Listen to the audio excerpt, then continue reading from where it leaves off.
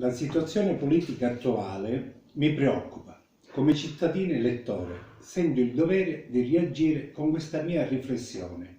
Dal titolo mi raccomando, non facete danni.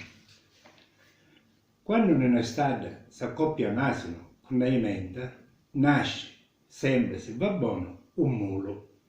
Un animale forte, ma sempre sterile. È solo un ibrido, un incrocio frutto di una forzatura, una creatura quasi contro natura.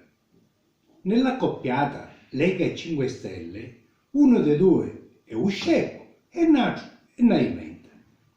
Puntano a essere forti, ma improduttivi. Per me, sempre che si mettono d'accordo, sta per nascere un governo poco intelligente, che manca di un programma concludente, e ha un cervello di asino e ha la forza di un cavallo, ma per camminare necessita di una guida esterna.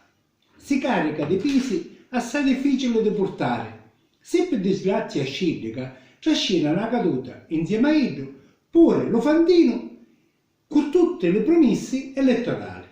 Mai come stavolta io mi volessi sbagliare, ma se ci ragionate, è forse meglio che li colora dei due partiti in lizza per fare lo governo, che sono o verde o giallo, non Parlamento, come per miracolo, al momento di votare la fiducia, a diventassero per bene dell'Italia un colore diverso, magari un arcobaleno, per dire chiaramente: fermati molo, cambiamo subito la legge elettorale e ritorniamo a votare.